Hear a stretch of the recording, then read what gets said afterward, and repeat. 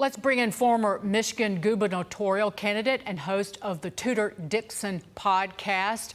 Tudor Dixon, what did you make of Biden's appearance today, Tudor?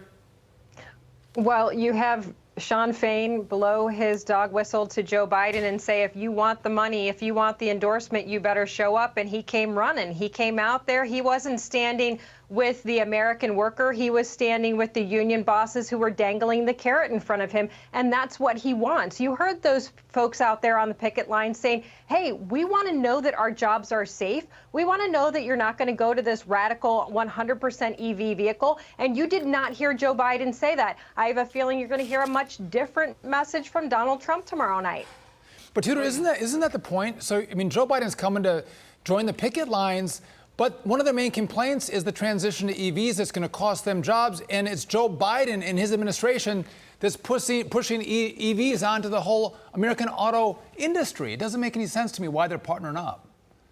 Joe Biden's a problem. Right, absolutely. And it's interesting at a time when you see Ford say, well, now that we have the situation where our plants are shut down, our suppliers are shut down. And remember, when you shut down, when you strike against all three automakers at the same time, our suppliers are diversified into all three because this has never happened. There's never been a strike against all three at the same time. And so when you strike against all three, you are hurting every single one. And Ford says, hey, we're not going to build this battery plant. We've had complaints about the battery plant as it is because we don't want a Chinese company coming into the state of Michigan.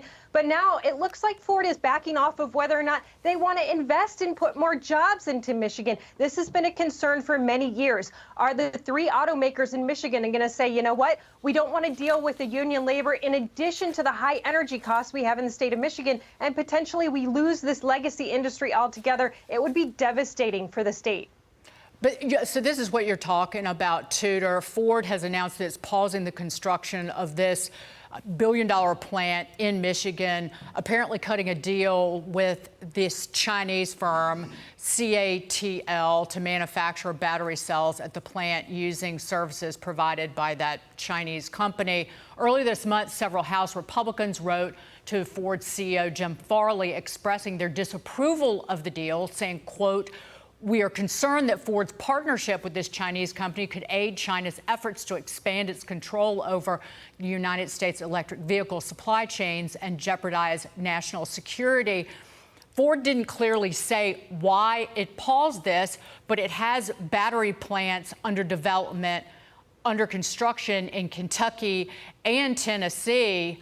And quite frankly, why put money on the line when you're being held hostage by this union and you really don't know what the future looks like in terms of this electric vehicle mandate, and they're losing $60,000 to more than $70,000 per electric vehicle right now. So I might give, quite frankly, if I was Farley, I might give the bird to Joe Biden too, and Sean Fain. And you know, he's come out and he's been pretty clear with his own industry, with the EV vehicles. He said, essentially, I mean, I'm paraphrasing here, but he said, you know what, we've found this is really a toy for people who have the money to buy them. The EV vehicles are very expensive. They're also fully developed. The batteries are fully developed by China. So we have to be connected to China to create these vehicles. And we, I think, in the United States would much rather see an America First type of business. And you saw those people on the picket line. They know their jobs are with gas-powered vehicles, and they are scared to death of Joe Biden shutting down those factories. And that's not something you're going to hear from Republicans. And even though this means jobs in Michigan, I think there's,